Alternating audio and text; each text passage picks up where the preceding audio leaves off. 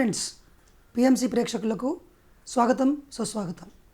యోగి భవ కార్యక్రమంలో మనం టీచర్స్ ట్రైనింగ్ అనే ఒక సిరీస్లో ఉన్నాం. ఈరోజు ఈ వీడియోలో మనం సర్వం శక్తిమయం అన్న కాన్సెప్ట్ గురించి తెలుసుకుందాం. ఈ టాపిక్ ఆధ్యాత్మికతకు ఈ టాపిక్కి ఏంటి సంబంధం? ఈ అంశం మనకు అర్థమైతే మన గురించి మనం సరిగ్గా అవగాహన చేసుకోగలుగుతాం. సో పత్రిజీ గారు ఎప్పుడూ ఒక మాట చెప్తూ ఉంటారు. ఎవరు? వాళ్ళ యొక్క గురువుగారైనటువంటి సదానంద యోగి గారు సుభాష్ మాంసపిండాన్ని మంత్రపిండం చెయ్యి అని చెప్తుంటారు. మాంసపిండము మంత్రపిండం రెండు. మాంసపిండము అంటే మనకు కనిపించే ఈ దేహమే, మాంసము, రక్తము, ఎముకలు, నరాలు ఇవన్నిటితో తయారైనటువంటి శరీరాన్ని మంత్రపిండంగా తయారు చెయ్యి అంటున్నాడు. అంటే అర్థం ఏంటంటే శక్తి శరీరంగా మార్చుకో అని చెప్తున్నాడు. ఈ శరీరానికి రోగము, నొప్పి, బాధ, భయము ఇవన్నీ ఉంటాయి దీనికి. కానీ ఈ శరీరంకి లిమిట్స్, పరిమితులు కూడా ఉంటాయి. కానీ అదే యోగులు తమ శరీరాన్ని, ఈ మాంసపిండాన్ని సాధన ద్వారా, తమ యొక్క దృక్పథాన్ని చేంజ్ చేసుకోవడం ద్వారా, మైండ్ను మొత్తం చేంజ్ చేసుకోవడం ద్వారా ఒక మంత్రపిండంగా మార్చుకుంటారు. అంటే ఎనర్జీ బాడీగా తయారు చేసుకుంటారు. సో ఈ యొక్క ఆధ్యాత్మికతలో ఈ కాన్సెప్ట్ చాలా కీలకమైన అంశం. అసలు ఏంటి సర్వం శక్తిమయం? ఫస్ట్ మనం అర్థం చేసుకోవాలి. ఎలా తయారు చేసుకుంటాము అనే కాన్సెప్ట్ ఏం లేదు ఇక్కడ. మన శరీరాన్ని ప్రత్యేకించి ఏమి తయారు చేయం మనం. ఇది శక్తే అన్న విషయాన్ని శాస్త్రీయ పరంగా మనం తెలుసుకోవాలి. ఫస్ట్ పాయింట్, ఇంగ్లీష్లో దీన్ని తెలుసుకుందాం. Everything is energy. Everything is made up of energy. మనం శక్తి స్వరూపాలము. మనకు కనిపించే ప్రతి వస్తువు శక్తి యొక్క స్వరూపము అనేది ఈ కాన్సెప్ట్ అర్థం. So everything is energy.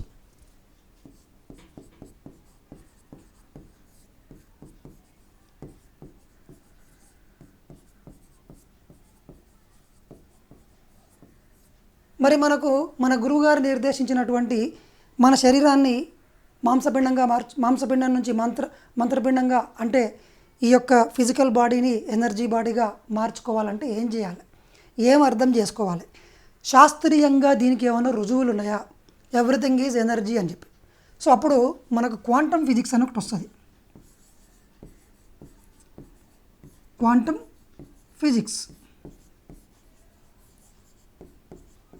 చాలా ఈజీ. ఇదేదో క్వాంటమ్ ఫిజిక్స్ మాకు అర్థం కాదు అనుకోకండి. క్వాంటమ్ ఫిజిక్స్లో సైంటిస్టులు ఏం చేశారంటే,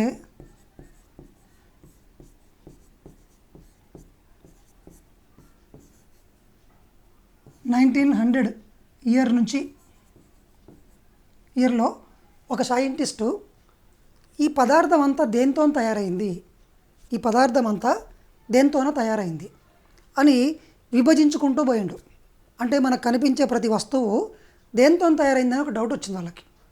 సో ఆ డౌట్ వచ్చి వాళ్ళు కొన్ని ప్రయోగాలు చేస్తారు. మనకు డౌట్ వస్తే మనం ఇది తెలియదులే, ఇది దైవాధీనం, లేదంటే ఇది మనకు అర్థం కాంది, కారణ జన్మలకు అర్థమవుతుంది అనుకుంటాం.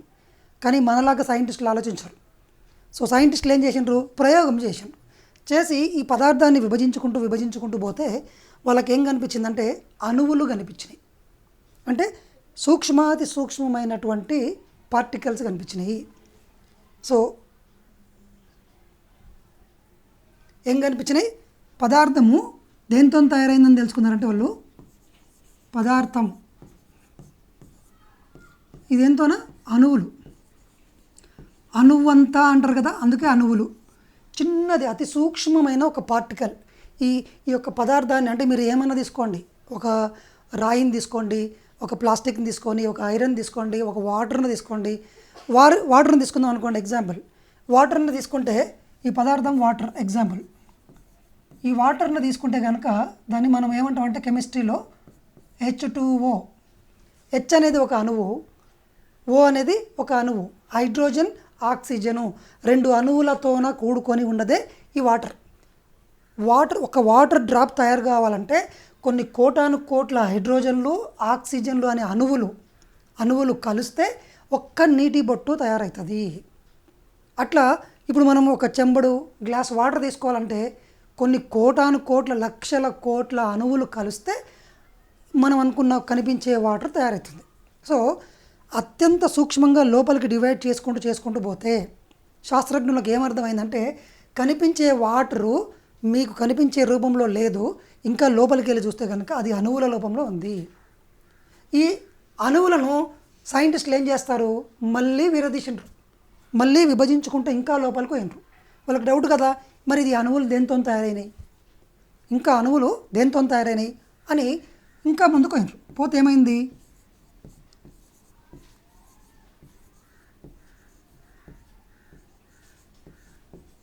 పరమాణువులు, పరమ అణువులు అంటే అణువుల కన్నా ఇంకా సూక్ష్మమైనటువంటి వాటిని పరమాణువులు అంటున్నారు. పరమాణువులు, ఈ పరమాణువులను మళ్ళీ లోపలికి వెళ్ళి చెక్ చేస్తే 3 ముఖ్యమైన మూలకాలు కనిపించినాయి, ఎలిమెంట్స్ కనిపించినాయి వాళ్ళకు. ఆ ఎలిమెంట్స్ పేరు ఒకటేమో ఎలక్ట్రాన్, ప్రోటాన్, న్యూట్రాన్.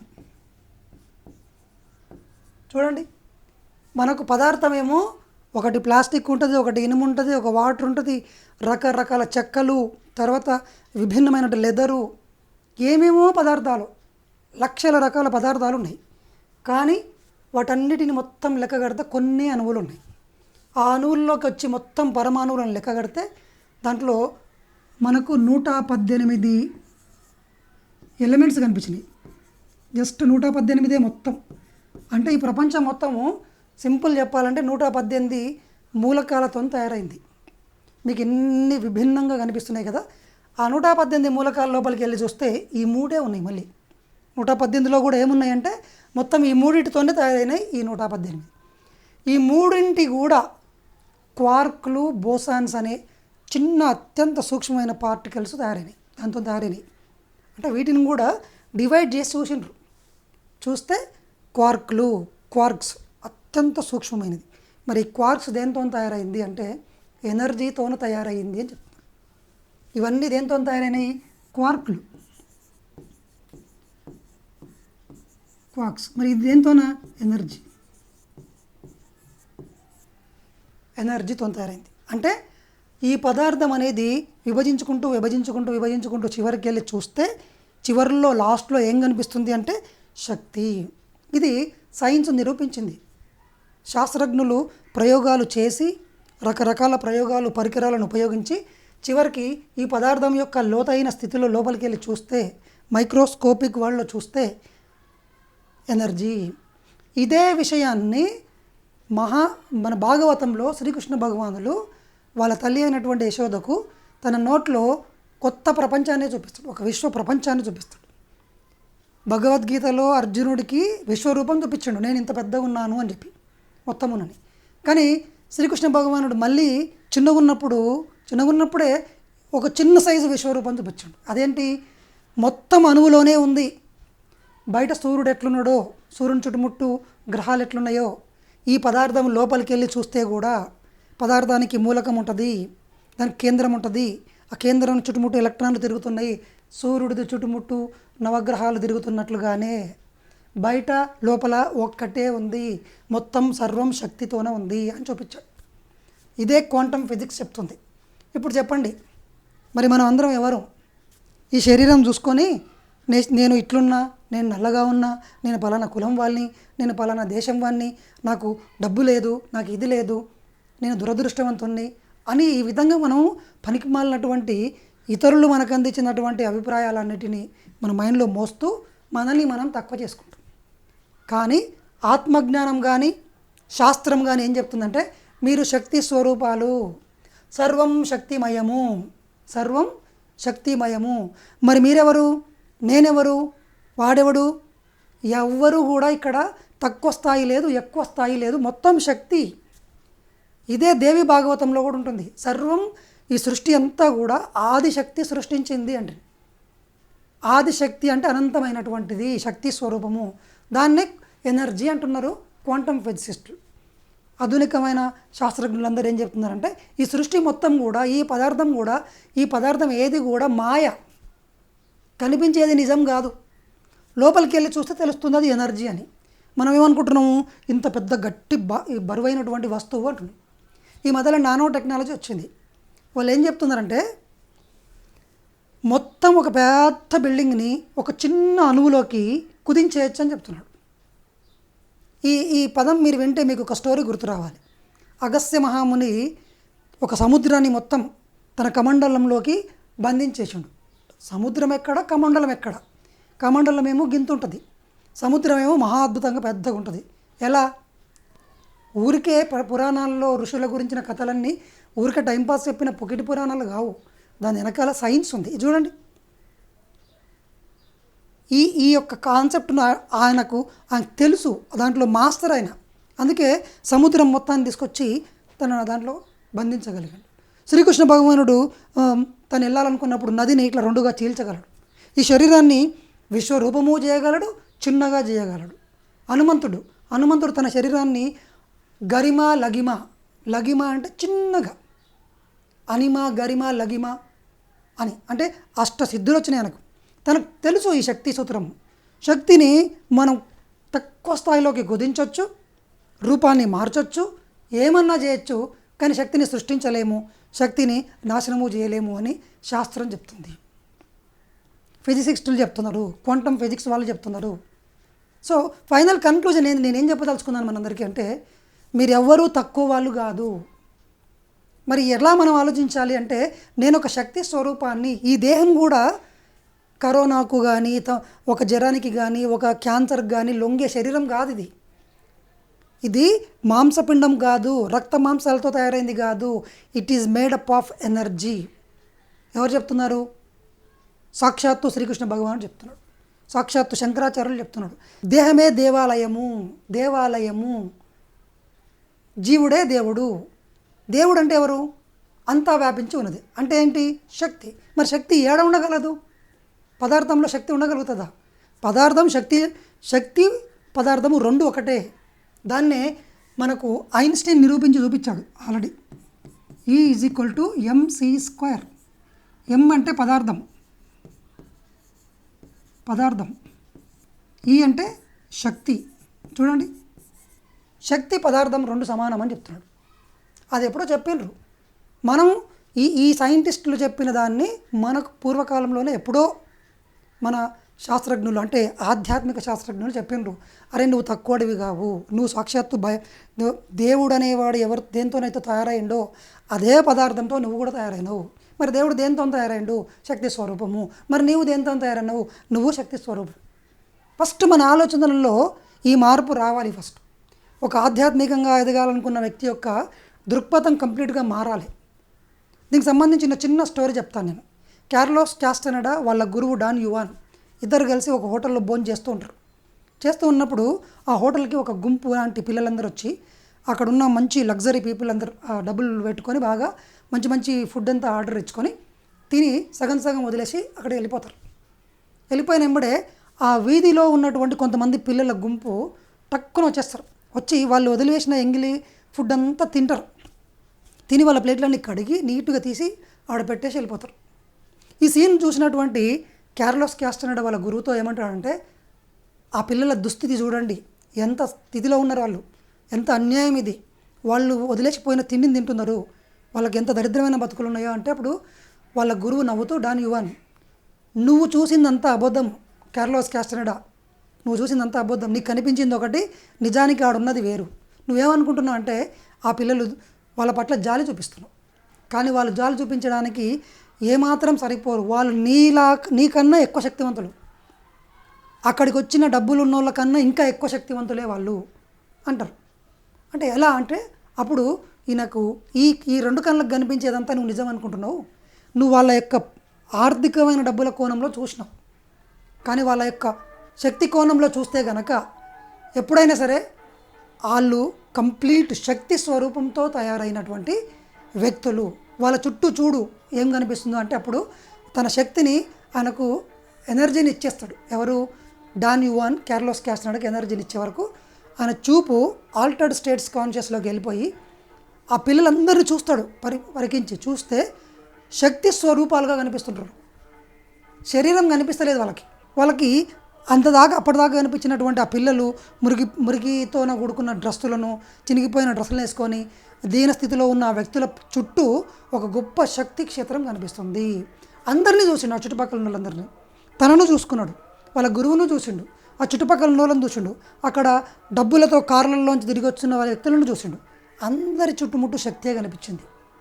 అప్పుడు ఆయనకు అర్థమైంది, ఈ భూమి మీద ఎవరు తక్కువ లేరు, ఎవరు ఎక్కువ లేరు, అందరూ శక్తి స్వరూపాలే. సో ఈ కాన్సెప్ట్ ఎప్పుడైతే మనం సరిగ్గా అర్థం చేసుకుంటామో, మన లోపలున్న మన పట్ల తక్కువ భావన, నేను దురదృష్టవంతుణ్ణి, నా వల్ల ఏదీ కాదు, నేను నార్మల్ సాధారణ వ్యక్తిని, లేదా నేను పాపిష్టోన్ని, నా జన్మ ఇందుకే పుట్టింది, ఈ దృక్పథం మొత్తం మారాలి. ఫస్ట్ ఈ భూమి మీద పత్రి సార్ మనను చెప్పిన తక్షణం ఫస్ట్ ఏం చెప్పిండంటే, వచ్చిన ఫస్ట్ రోజే ఫస్ట్ మాటనే చెప్తాడు, you are the God, you are a creator, you can do anything అని చెప్పి. సో ఈ విషయం మీకు సరిగ్గా అర్థమైతే అప్పుడు ఆయన చెప్పిన మిగిలిన గురువులందరూ చెప్తున్న ఈ యొక్క గొప్ప ఆధ్యాత్మిక శక్తులన్నీ కూడా ధ్యానం ద్వారా చాలా సులభంగా పొందొచ్చు.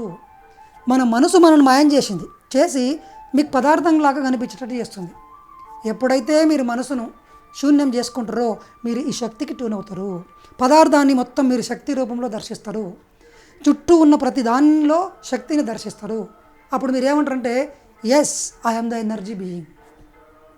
ఆ తక్షణమే మీకు వచ్చే థాట్ ఏంటంటే, నేను క్రియేటర్ని, శక్తిని పదార్థంగా మార్చి సంఘటనలుగా సృష్టించుకొని నేను ఏదైనా సృష్టించుకోగలిగే సంకల్ప శక్తి నాకు ఉంది అన్న విషయం మీకు అర్థమవుతుంది. సో మై డియర్ ఫ్రెండ్స్, మనం బాగా అర్థం చేసుకుందాం. మనము కనిపించే ఈ శరీరాలం కాదు, కనిపించే ప్రపంచం వెనకాల ఉన్నటువంటి ఇన్విజిబుల్ వరల్డ్, దృగ్గోచర ప్రపంచానికి ఆవలి తీరంలో అంటే వెనకాల అదృశ్య ప్రపంచం ఉంది, అగోచర ప్రపంచం ఉంది. ఆ అగోచర ప్రపంచం ఈ రెండు కళ్ళకు కనిపించదు, మూడవ కన్నుకు కనిపిస్తుందని పత్రిజీ అప్పుడు చెప్తారు. అందుకే మనకు యోగ దృష్టి, దివ్య దృష్టి వస్తే మన ఆలోచనలన్నీ మారిపోతాయి. నేను తక్కువని, నేను ఇది, నాకు ఇది లేదు, అది లేదు అని మొత్తం మారిపోతాయి. అందుకే మొట్టమొదటి అవగాహన మనం ఏం తెచ్చుకోవాలంటే, ఈ సృష్టి మొత్తం అంతా కూడా శక్తితో నిండి ఉంది. ఆ శక్తి అందరికీ అందుబాటులో ఉంది.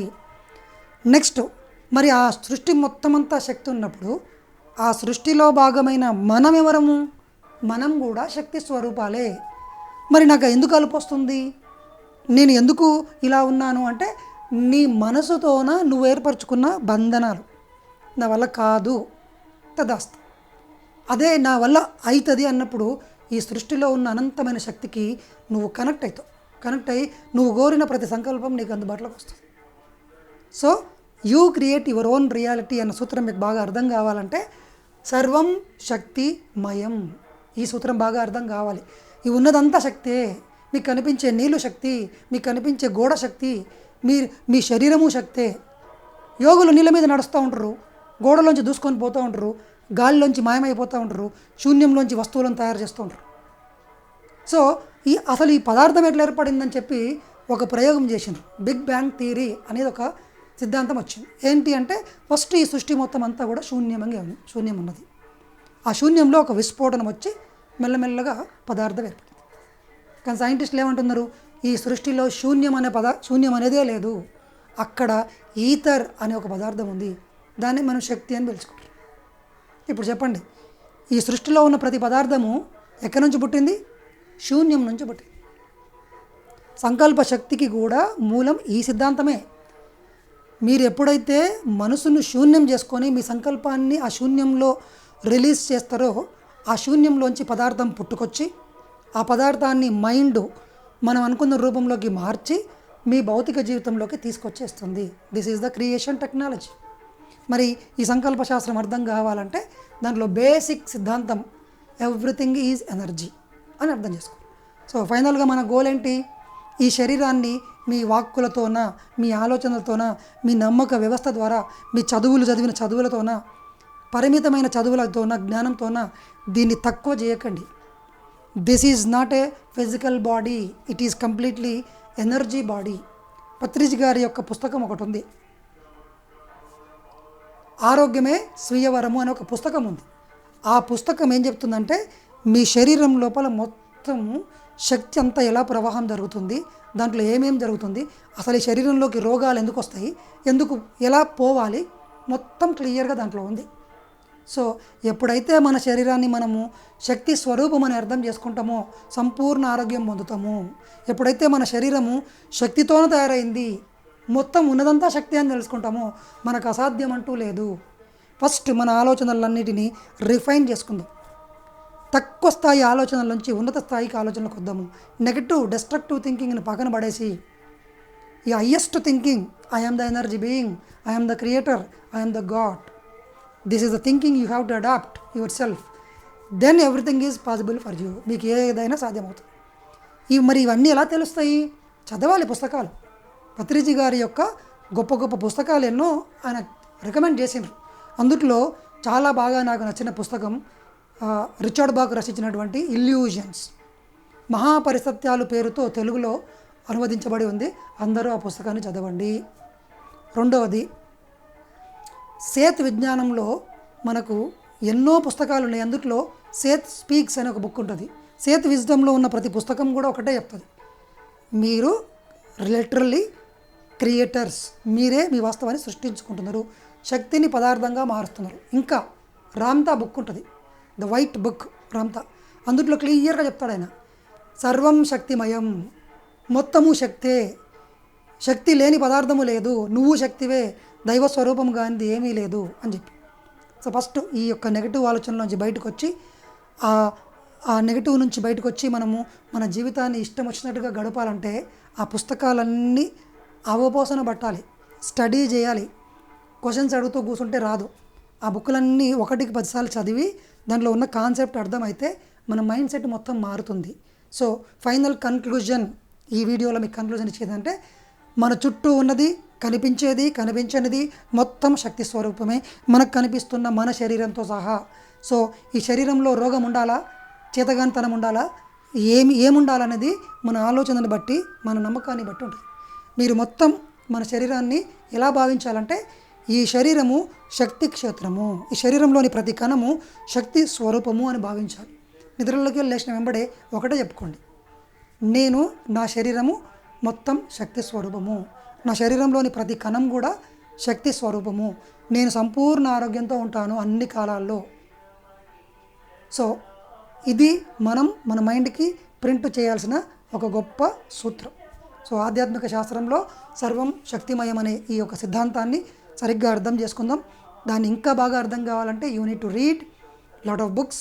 నేను మీకు 3 పుస్తకాలు చెప్పాను, ఆ బుక్స్ చదవండి, 1కి 10 సార్లు చదవండి. Thank you very much friends. మళ్ళీ నెక్స్ట్ వీడియోలో ఇంకో కాన్సెప్ట్తో ముందుకు వద్దాం.